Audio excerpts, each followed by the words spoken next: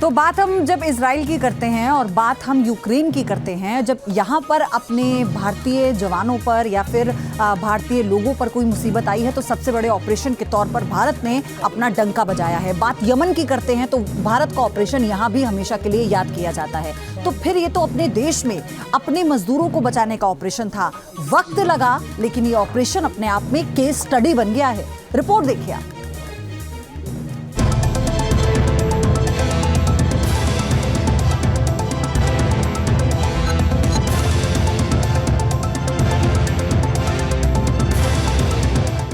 ये काल को मात देने का जश्न है। ये पहाड़ पर पहाड़ जैसी चुनौतियों से पार पाने वाले देवदूतों का परचम है। ये वो हौसला है जो बताता है कि मौत की गुफा से 41 जिंदगियों को बाहर निकाल लाने का मादा हिंदुस्तानी देवदूतों के पास है।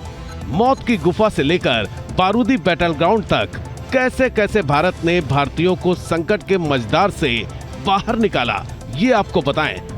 उससे पहले ऑपरेशन सिलक्यारा को कामयाब बनाने वाले खास पलों को देखिए। ऑपरेशन जिंदगी के वो 49 मिनट। पिछले 17 दिनों के संकट पर मंगलवार शाम का 49 मिनट हावी हो गया। जिस मंगल घड़ी का देश को बेसब्री से इंतजार था, उसे मुकम्मल मुकाम तक पहुंचाने में 49 मिनट का वक्त लगा। 49 मिनट में सभी 41 मजदूर बारी बारी से बाहर आते गए और इस तरह 41 परिवारों के अनमोल खुशियां भी लौट आई। देश की जान में जान आई। कल मोदी जी ने भारत की जनता से अपील की थी कि 135 करोड़ जनता 41 लोगों के लिए, हमारे नागरिकों के लिए भगवान से दुआ करो, और भगवान ने वो लोगों की दुआ कबूल कर ली और सफलता के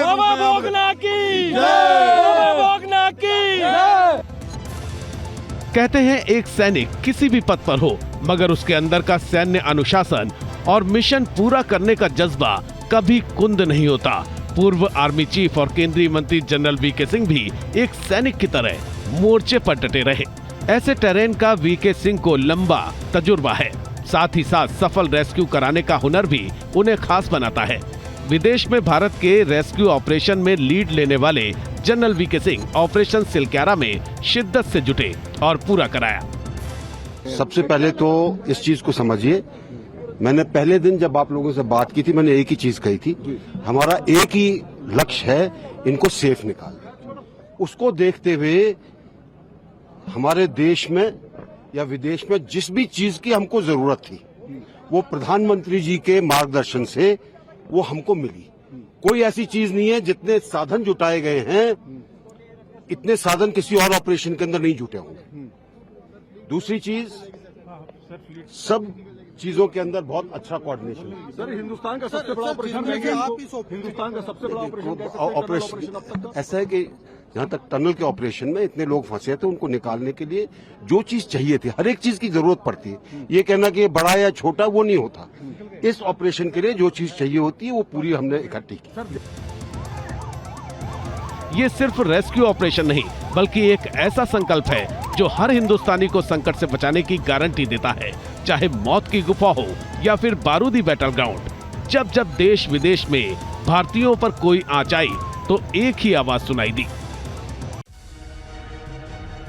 India is coming to take you home. Operation Ajay, यही है वो रेस्क्यू मिशन जिसके जरिए वॉर जोन इजराइल से सभी भारतीयों को पिछले महीने निकाला गया।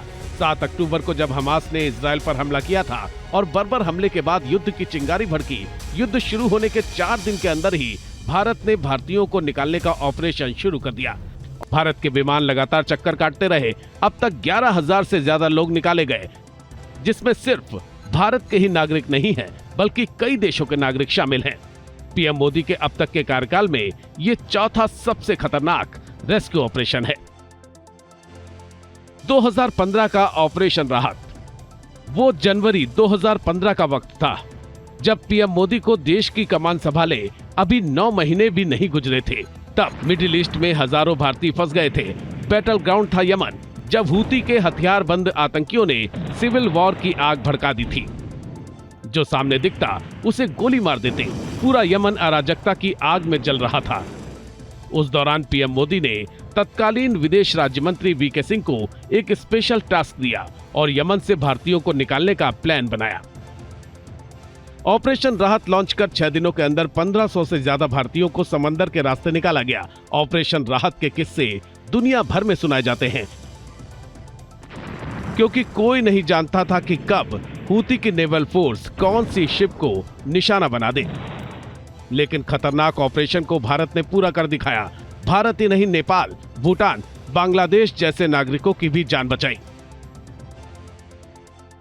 ऑपरेशन गंगा।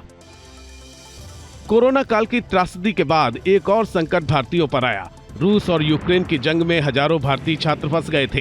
कई फ्रंट पर छिड़ी लड़ाई में जब महाशक्तियों के विमानों ने लैंडिंग से इनकार कर दिया था, तब भारत का विमान वॉर जोन में लैंडिंग और टेक ऑफ कर रहा था। यूक्रेन में फंसे भारतीयों को वापस लाने के लिए ऑपरेशन गंगा के तहत 798 छात्रों को भारत लाया गया था। इसके अलावा रोमानिया से 200, हंगरी से 210 और पोलैंड से 208 भारतीय छात्र वापस लाए गए थे।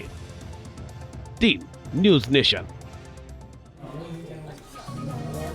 तो इस सफल रेस्क्यू ऑपरेशन के बाद अब बात करेंगे हम वॉर की, लेकिन सबसे ज्यादा नुकसान की तस्वीरें अगर कहीं से आई हैं इस जंग में तो वो है गाजा, खासतौर पर नॉर्दर्न गाजा। ये वो इलाका है, आधे से ज्यादा इस पूरे इलाके में आईडीएफ का कब्जा है, लेकिन हर तरफ काला मलबा आपको नजर आएगा। ऐसी एक तस्वीर सामने आई है, देखिए ये वो तस्वीर है। मलबे में तब्दील हुई हैं इमारतें और ये बड़ी बड़ी इमारतों वाला शहर जो इस वक्त खंडर में बदल चुका है, ये इसकी गवाही देती तस्वीरें। सब कुछ तहस नहस हो चुका है, लोगों के आशियाने बिखर चुके हैं, लोग राहत शिविर में शरण लिए हुए हैं, लेकिन अब यहां वापस लौटना नामुमकिन है। जो हश्र इन तस्वीरों के जरिए इस पूरे इलाके का आप देख रहे हैं, वो यही कहता है कि बर्बादी के निशान सालों तक ऐसे ही बने रहेंगे।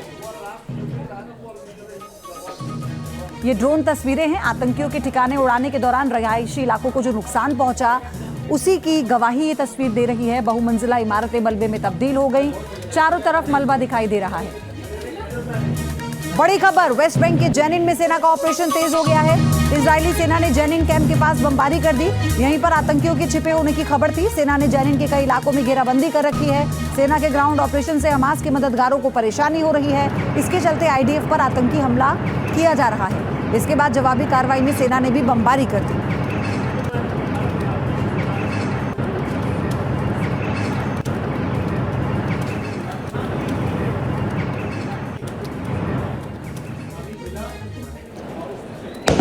यरूशलेम के कब्जे वाले अल इसाविया शहर में टकराव के दौरान तस्वीरें लगातार सामने आ रही हैं। सेना की तरफ हमास समर्थक ने पटाखे फोड़कर अपना विरोध जताया। सेना लगातार इलाके में सुरक्षा व्यवस्था की निगरानी कर रही है। हमला कर रहे लोगों को गिरफ्तार किया गया और उनके ठिकानों पर बमबारी कर रही है।